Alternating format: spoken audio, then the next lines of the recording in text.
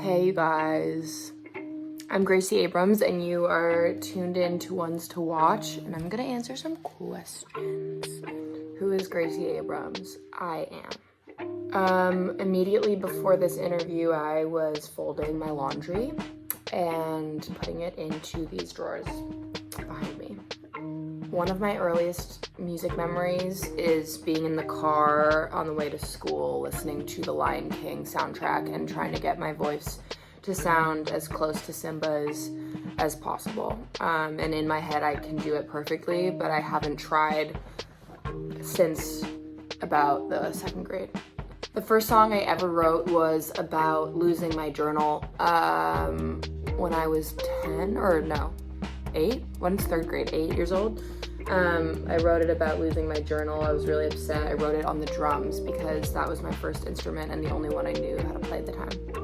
I started writing songs because I needed to in order to function. I learned soon after.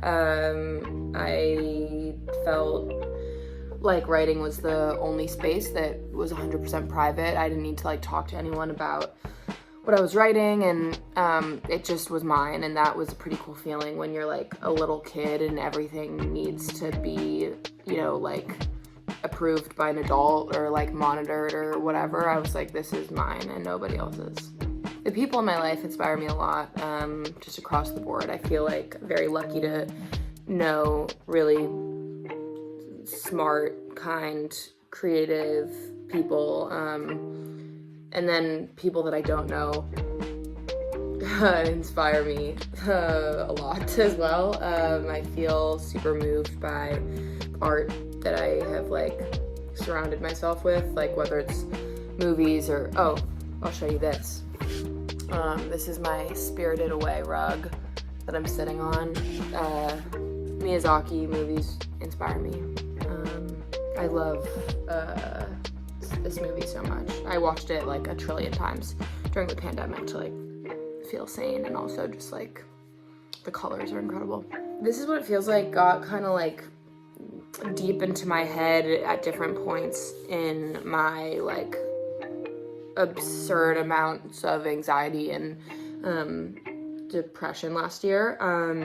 I just felt like I needed to write about it, but the project came together in pieces for sure, because I felt very challenged by my writing that whole year, and so I didn't feel like I could depend on it in the same way that I had before, and pushing through was really tough.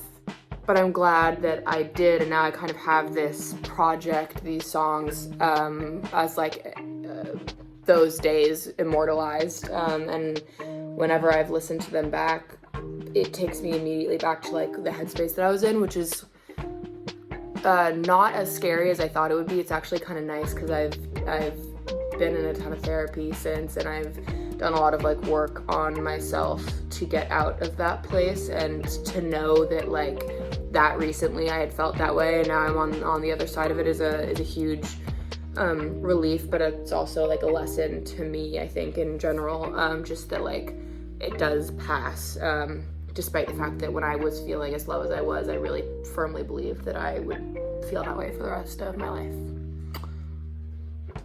It was different for sure. When I wrote Minor, it was right off the back of a breakup, and it felt like my response to the breakup, and just it was very focused on that one subject. And This Is What It Feels Like is a collection of lots of different fragments of different times and headspaces that I felt I was in over the past year and a half.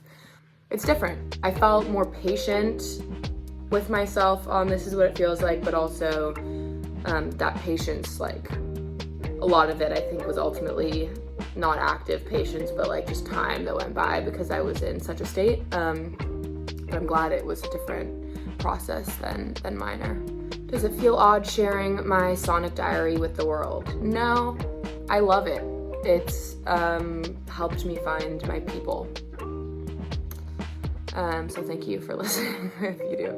Oh, I don't know. I don't know, actually, so if you do, DM me or something.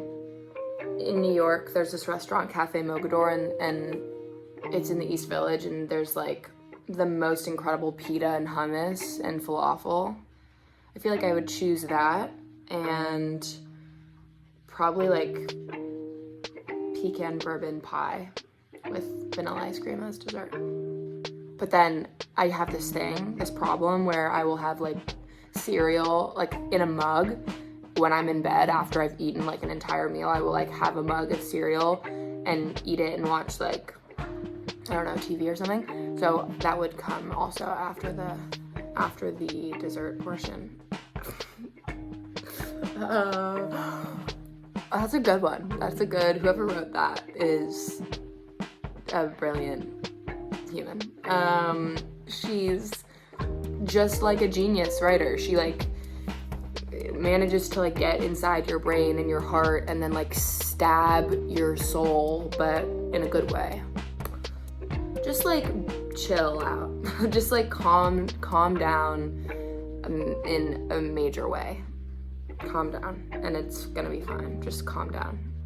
I know I have a ton. I mean, I write things down to myself all the time. Like I keep lists of things in my phone. Like I have OCD and I like keep all these lists. I am too embarrassed today to go into those lists with you right now, but maybe tomorrow or something. But I have I write down things that I want to do better constantly.